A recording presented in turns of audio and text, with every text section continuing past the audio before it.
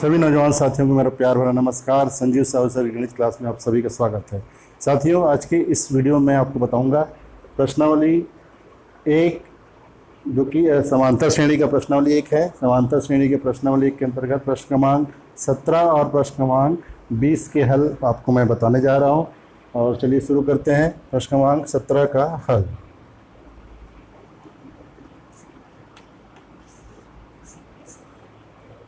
प्रश्न क्रमांक 17 क्या कहता है? 3 अंकों वाली कितनी संख्याएं 3 से विभाज्य हैं? तो 3 से विभाज्य होने वाली संख्या हम जानते हैं कि 3 के पहाड़े में जो भी संख्याएं आती है, 3 दूनी 6, 3 तिया 9, 3 चौक 12, ये सब 3 से विभाज्य होने वाली संख्याएं। लेकिन यहाँ पर कंडीशन क्या दिया गया है कि वो संख्याएं जो है 3 अंकों वाली होनी चाहिए। जैसे 3 अंकों वाली संख्या हम जानते हैं कि 100 से शुरू हो जाती है, तो 100 क्या 3 से भाग जाता है। इस प्रकार से आपको कहाँ तक लेना है? 3 अंकों वाली जो अधिकतम संख्या, 3 अंकों वाली सबसे छोटी संख्या क्या है? 3 अंकों वाली सबसे छोटी संख्या 100 है और सबसे बड़ी संख्या क्या है? 999 है। तो आपको न्यूनतम से लेकर अधिकतम तक के ऐसी संख्या लेना है, ऐसी सभी संख्याओं को लेना है जो 3 से विभाज्य हो जाती है। तो 100 को देखते हैं, 100 में 3 का भाग नहीं जाता है। उसके बाद 101 को देखते हैं, 101 में भी 3 का भाग नहीं जाता है। तो 102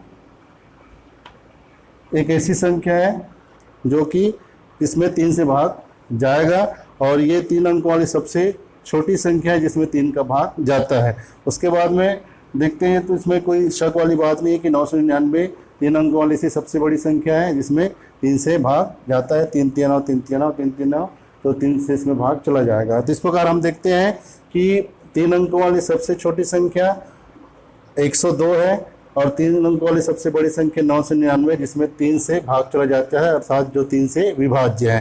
अब हमको इनकी कुल संख्या याद करना है। 102 से लेकर 999 तक कुल कितनी संख्या है? बीच में और संख्याएं हैं जिनमें 3 से भाग चला जाएगा, तो उनकी कुल संख्या कितनी है ये हमको जानना है। तो इसके लिए क्या करेंगे? अभी एक श्रेणी 102 के बाद कौन सी संख्या आएगी? तो इसमें आप 3 जोड़ते जाएंगे तो आपको 3 से विभाज्य संख्याएं मिलते जाएंगी, 3 से भाग होने वाली संख्याएं मिलते जाएंगी। तो 102 के बाद कौन सा आ जाएगा? 105 आ जाएगा। इस प्रकार से सबसे आखिरी वाला पद क्या होगा? 999 होगा। तो इस प्रकार से हम देखते हैं, अतः 3 अंकों वाली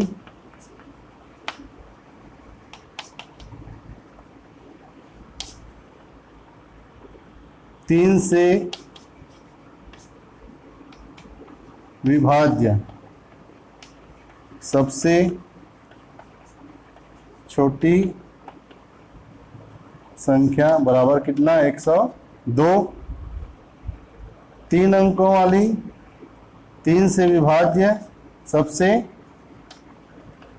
बड़ी संख्या बराबर 999।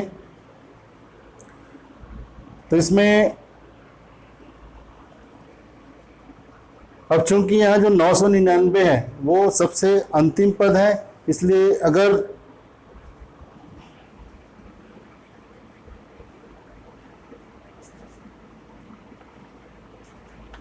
मान लेते हैं, माना कि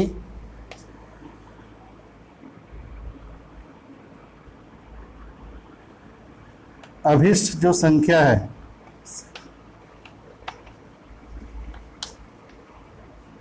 बराबर n है, मतलब श्रेणी में कुल n पद हैं, तो 999 किसका मान होगा? अतः श्रेणी का अंतिम पद बराबर, इसको हम Tn लिख सकते हैं। Tn बराबर कितना हो जाएगा? 999 होगा। अब इसमें श्रेणी का प्रथम पद क्या हो जाएगा?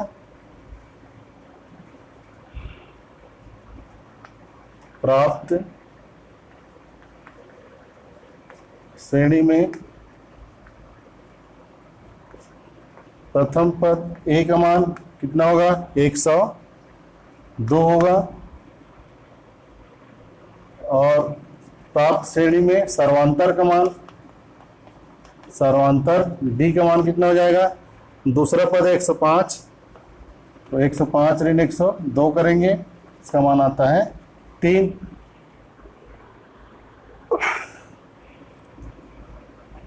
सूत्र हमको n का मान यहाँ पर tn का मान पता है 999 है, a का मान पता है 102 है, d का मान पता है 3 है, n का मान ज्ञात करना है। सूत्र tn बराबर a plus n minus 1 into D से। tn का मान कितना है 999 बराबर a का मान कितना 102 धन n माइनस 1 इंटू डी का मान कितना 3। 102 को इधर पक्षांतर कर देंगे तो ये हो जाएगा 999 ऋण 102 बराबर 3 का गुणा करेंगे n माइनस 1 में तो 3n ऋण 3। 999 से 102 घटाएंगे, 9 में 2 घटाए 7 बचा, 9 में 0 घटाए तो 9 बचा, 9 में 1 घटाए तो 8 बचा। ऋण 3 को इधर पक्षांतर करेंगे तो धन 3 हो जाएगा बराबर 3n। दोनों को जोड़ देंगे, दोनों को चिन्ह समान है, 7 में 3 जोड़ेंगे 10, 1 हासिल आया तो 9 और 1 10 हो गया, और 8 में 1 जुड़ेगा तो 9 हो गया, तो 900 बराबर 3n। इसको हम 3n बराबर 900 लिख सकते हैं। 900 बराबर 3n, तो 3n बराबर 900, तो n बराबर कितना हो जाएगा, 3 और n गुणा के रूप में है, 3n का मतलब होता है 3 गुणित 9, तो जब गुणा के रूप में है पक्षांतर होगा तो भाग हो जाएगा 900 बटे 3, तो n का मान कितना आ गया 3 3 9 3 0 0 3 0 0 3 बराबर कितना हो गया 300। अतः प्रश्न क्रमांक 17 का आंसर उत्तर क्या होगा, 3 अंकों वाली कितनी संख्याएं जो 3 से विभाज्य होती है, तो 3 अंकों वाली ऐसी 300 संख्याएं होंगी जो 3 से विभाज्य होंगी। ये आपके प्रश्न क्रमांक 17 का उत्तर होगा। चलिए प्रश्न क्रमांक 20 को हल करते हैं।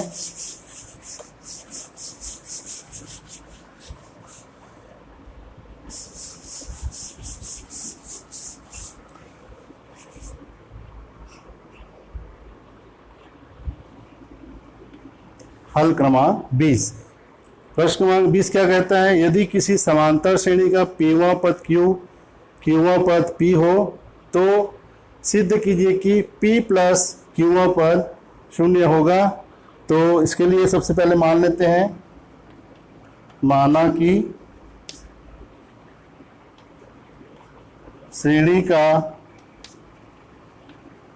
प्रथम पद बराबर a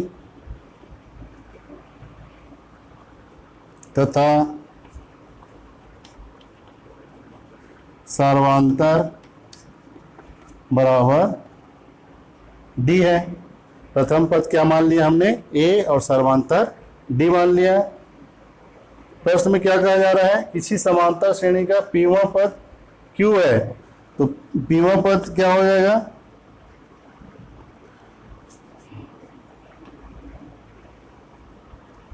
प्रश्नानुसार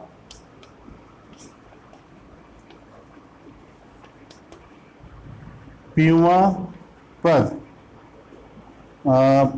पीवां पद को हम किससे दर्शाते हैं, पीवां पद बराबर t p से दर्शाते हैं, और इसका मान कितना दिया है,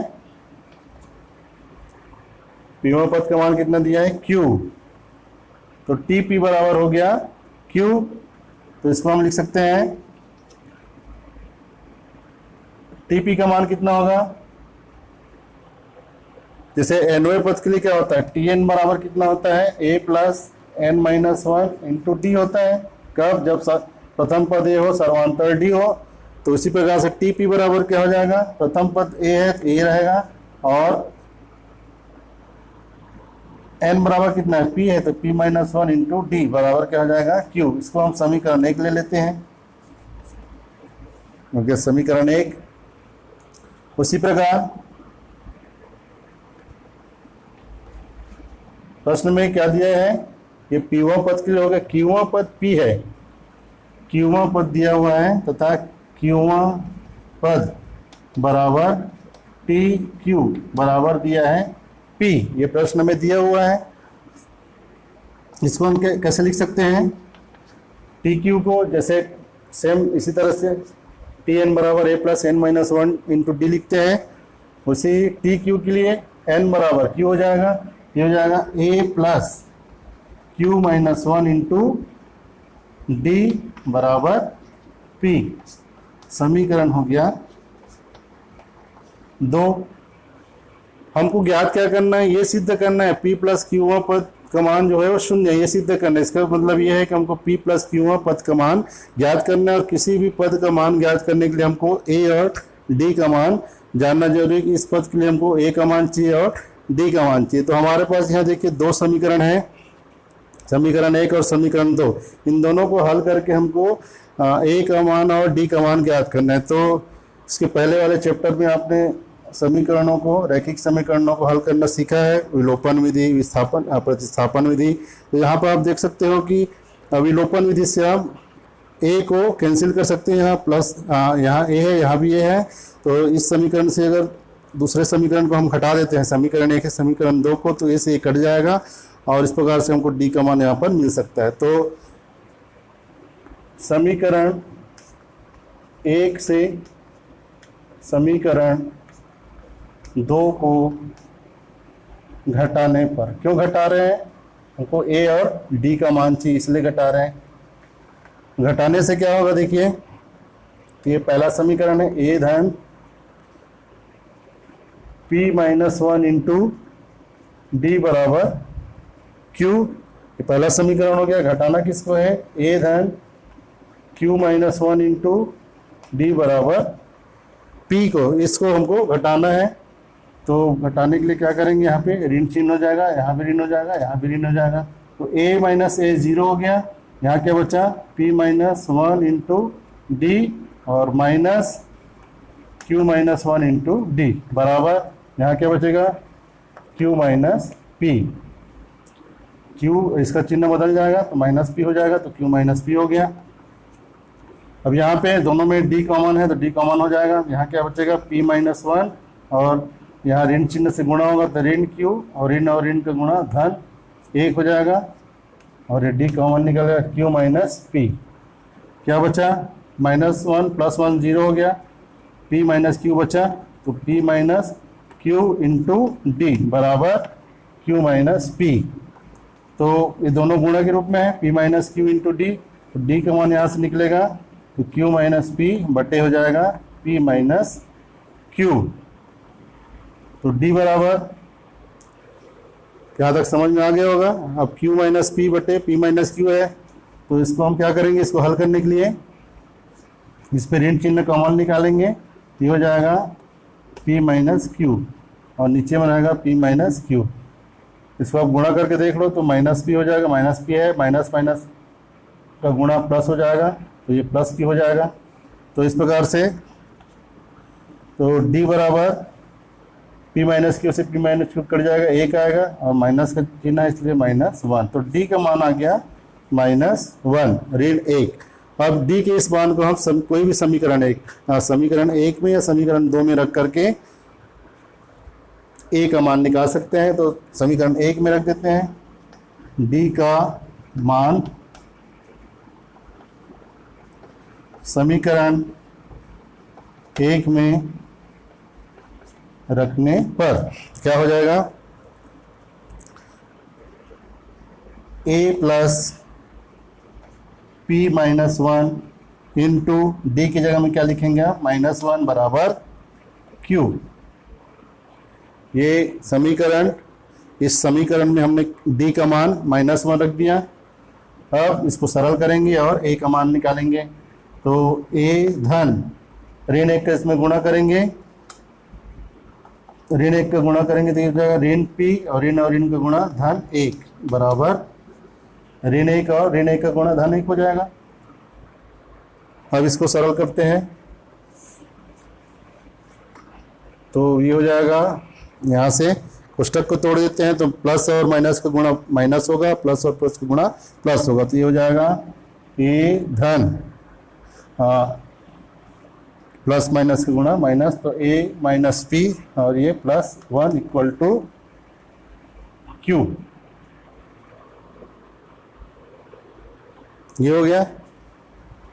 अब a बराबर तो ए का मान निकालना है तो इन दोनों को पक्षांतर कर देंगे, दोनों का चिन्ह बदल जाएगा। तो ए बराबर हो जाएगा माइनस पी, इधर जाएगा तो प्लस पी हो जाएगा, और ये क्यू और इधर जाएगा तो ये -1। इस प्रकार से ए का मान आ गया कितना, P प्लस क्यू -1। ए का मान आया P प्लस क्यू -1, डी का मान है -1। अब इन दोनों की सहायता से हम P प्लस क्यू पद का मान ज्ञात कर सकते हैं। सूत्र जानते हैं, अब Tn बराबर a plus n minus 1 into D होता है, इसलिए अब हमको P प्लस क्यू पद का मान ज्ञात करना है। तो ये P प्लस क्यू पद है ना, P प्लस क्यू का मतलब क्या होता है, P प्लस क्यू पद का मान बराबर a प्लस n की जगह में क्या हो जाएगा, P प्लस क्यू हो जाएगा, और -1 ये किसका मान हो गया, n का मान हो गया। क्योंकि n बराबर P प्लस क्यू है तो यहाँ भी n बराबर P प्लस क्यू रहेगा। और सूत्र में चूंकि माइनस, तो देखिए यहाँ पे ये a लिख दिया, फिर n की जगह में यहाँ क्या है, P प्लस क्यू है तो यहाँ P प्लस क्यू हो जाएगा, फिर ये -1 लिखा गया। अब d का मान कितना है, -1, तो यहाँ पे हो जाएगा -1 बराबर a का मान कितना निकाले हैं, P प्लस क्यू -1, ये a का मान हो गया, ये प्लस -1 का इसमें गुणा करेंगे तो सबका चिन्ह बदल जाएगा, तो -P -Q और ये +1 हो जाएगा। कोष्टक को तोड़ेंगे, कोष्टक को हल करेंगे तो देखो ये P प्लस Q -1 हो जाएगा, और प्लस माइनस का गुणा माइनस तो -P, प्लस माइनस का गुणा माइनस तो -Q, और प्लस का गुणा +1। अब देखते हैं +P -P 0 हो गया, +Q -Q 0 हो गया, -1 + 1 0। इस प्रकार से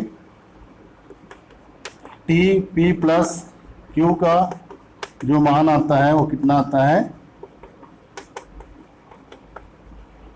0 आता है। यही हमको सिद्ध करना था।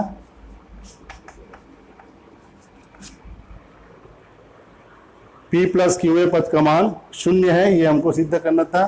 तो उम्मीद है कि आपको ये इस वीडियो का जो प्रश्न क्रमांक 17 प्रश्न क्रमांक 20 का जो हल मैंने आपको बताया वो समझ में आया होगा। और इसके बाद में आपको बताऊंगा मैं इस अध्याय का समांतर श्रेणी का प्रश्नावली क्रमांक 2, और प्रश्नावली क्रमांक 2 के वीडियो आपको प्रश्नावली 2 के जो सवाल हैं वो आपको अगले वीडियो में मिलेंगे। और मेरे चैनल को अगर अभी तक सब्सक्राइब नहीं किए होंगे तो मेरे चैनल को सब्सक्राइब जरूर करें, ताकि आपको इसी तरह के वीडियो मिलते रहेंगे। और मेरे उत्साहवर्धन के लिए मेरे वीडियो को लाइक ज़रूर करें। इस वीडियो का लाभ ज़्यादा से ज़्यादा लोगों को मिले, इसके लिए आप वीडियो को शेयर जरूर करें। Thank you.